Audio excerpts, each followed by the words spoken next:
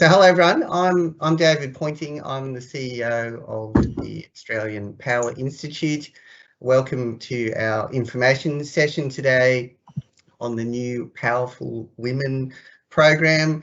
Our goal today is to give you an understanding of the origin of the program, what's involved in the program and how it's different to some other women's leadership programs that are out there.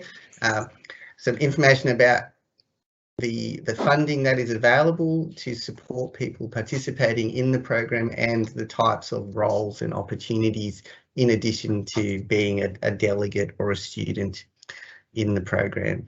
So that's our lovely cover screen, but first I'd like to acknowledge the traditional custodians of the lands and waters that we are meeting on today all across Australia. I'm down in southern Tasmania in the lands of the Moomere people, but we have people across lands all across Australia. So I acknowledge their elders, past, present and emerging, and their important contributions to our community and to the power sector community as well. So housekeeping, we are recording this both, I suppose, for lots of reasons, including that some people can't join us today, but they're very keen to hear. So just so you know, that's what's happening, and really keen to have your faces on camera when you're comfortable, and particularly when we're chatting. But otherwise, yeah, we're here to share information. So quick read, so go through some background and goals, talk about the people and the API community that's behind all of this if you're not familiar, and then the program and what happens next. So for me, a first thing to cover off is, why do we need another women's leadership program? And what's different about the API program? So, I suppose at a really high level, we're all probably familiar with the need that, look, we certainly need more women in the power sector. The average penetration or percentage of female electrical engineers is about 5 to 7% in Australia. So we certainly need more women in the power sector, and we certainly need more female leaders.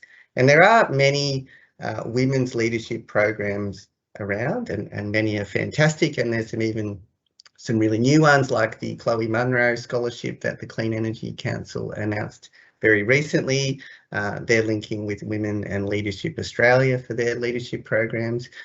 There's things like Dream Big Australia in Queensland, which focuses on early career, and there's things like UQ Women in Engineering program that has student leader programs. And I mention those two because they're not focused on the power sector, but within our member organisations in the API, we're using these programs to try and increase the number of female leaders coming into the power sector. But what we've identified is that there isn't really a program focused on developing female leaders for the power sector.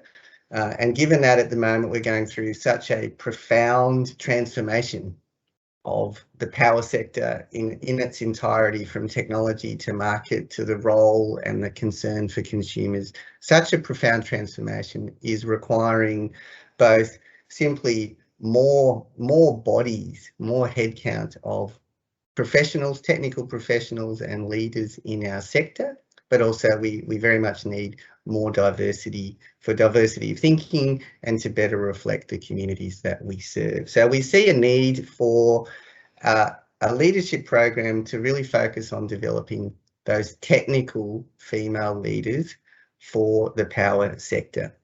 And so they're the three elements that make the Powerful Women program unique within this ecosystem of other women's leadership programs. And that's this focus on technical roles, technical career paths, technical skill sets, and from that, having the technical knowledge to enable leadership decisions, leadership roles within organisations, and a focus on the power sector as a particular sector of interest for us. So the other part of of looking at female leaders. I mentioned that, you know, we only have, say, 5% electrical engineers in Australia are female, is to try and increase the pipeline or the number of women coming into the sector so that we can have more of them step into leadership roles, and also to reduce what I would describe as the leakiness of the pipeline at the moment, which is, you know, female students who come into, say, engineering courses or technically oriented programs, but they get drawn away to other career opportunities, other roles. So we want to make sure there's a strong pipeline of talent coming through, and that we're nurturing and supporting them in their early career so that they can then blossom into the diverse, capable, strong technical leaders that we need them to be. So hopefully that positions why and what the Powerful Women program is.